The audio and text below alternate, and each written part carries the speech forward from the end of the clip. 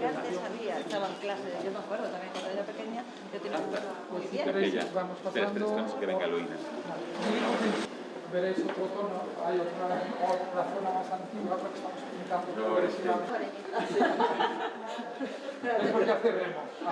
Yo pido que sea mucho tiempo aquí al lado porque están muy encima de 80. Pero como esto...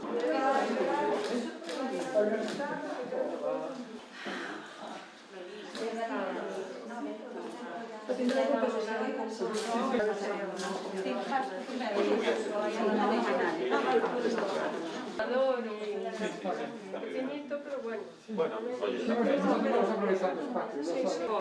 110. El año pasado nos subió un poquito. Pasamos de 250. Nos viene a dar así los muebles que Ya sé que la nevera, te dejas una nevera normal.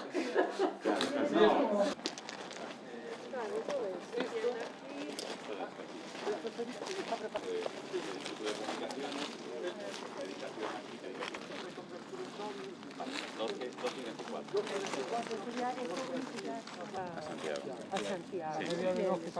Entonces tú aquí nunca ves...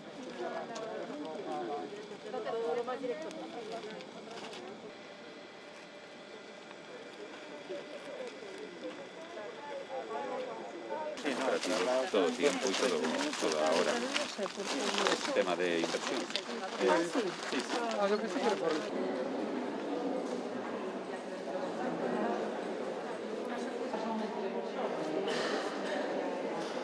Bueno, la situación sigue siendo preocupante.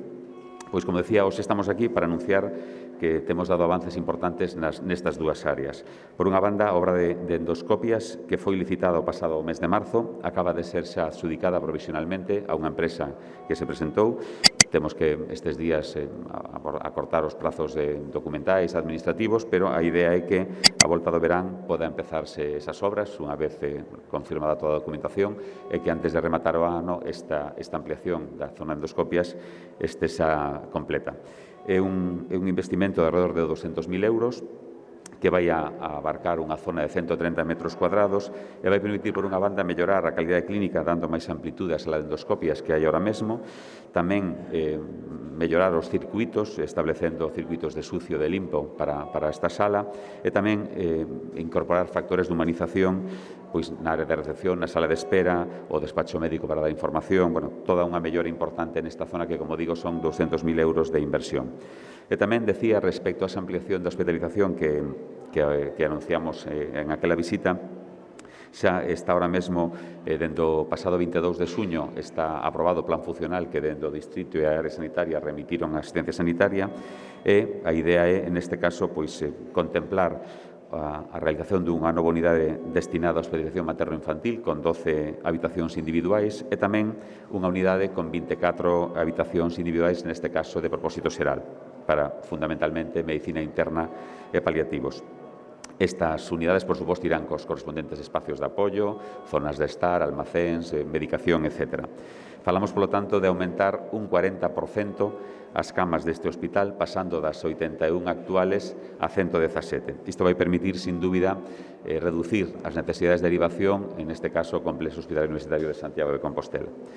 Tal como se expuso herencia nesa proposta, o plan funcional, a medio dos últimos anos, estánse facendo unhas desviacións ao Hospital de Santiago entre 12 e 14 pacientes ao mes.